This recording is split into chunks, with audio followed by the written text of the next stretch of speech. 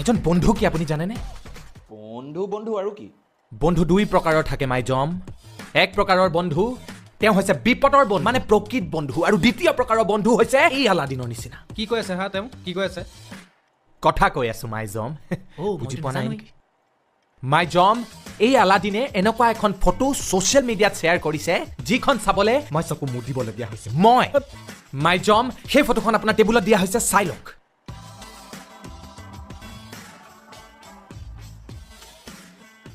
এই ফটোখনৰ কথা আলাদিনে স্পষ্ট কৰি ক'ব, কওক। মাইজম, আমাৰ পৃথিৱীত এটা নিয়ম আছে, লগৰ বাৰ্থডে থাকিলে সদায় বেয়া ফটোখনে পষ্ট কৰিব পাৰি। মই কৰি দিলোঁ, এইটো কি ডাঙৰ কথা?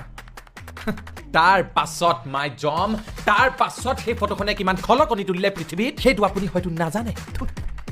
সেই ফটোখনে নেশ্যনেল ইছ্যু বনাই দিছে। সেই ফটোখনে কিমান চেণ্টিমেণ্ট হাৰ্ট কৰিলে। আপুনি এনেকুৱা এখন ফটো কেতিয়াবা শ্বেয়াৰ কৰিব পাৰিব নেকি বাৰ্থডে বুলি মাই জম? ইয়াত ছোৱালীৰ চেণ্টিমেণ্ট হাৰ্ট হোৱা নাইকিয়া। মইতো কওঁ ইয়াত ল'ৰা মানুহৰহে চেণ্টিমেণ্ট হাৰ্ট হৈছে। আচলতে আমি তাত লাজ পাব লাগে, আমি ল'ৰাবোৰে, ছোৱালীয়ে নহয়। তাৰ চেষ্ট আছে, কিন্তু আপোনাৰ কি আছে? আপোনাৰ মেন বুবছ আছে। তাৰ এপছ আছে, কিন্তু আপোনাৰ কি আছে? আপোনাৰ পেট আছে, যিটো পেটত গোটেই গাঁওখন সোমাব পাৰে। তো লাজ কোনে পাব লাগে? আপুনি, আমি, ছোৱালীবিলাকে নহয়। কিন্তু সেই যে ফটোখন শ্বেয়াৰ হ'ল ৰণবীৰ সিং, তেওঁৰ নিজৰ ঘৈণীয়েক আছে। যিখন অৰণ্যত অকল দীপিকাই বিচৰণ কৰিছিল, সেই অৰণ্যখন আজি এই আলাদিনৰ কাৰণে নেশ্যনেল পাৰ্ক বনি গ'ল মাই জম।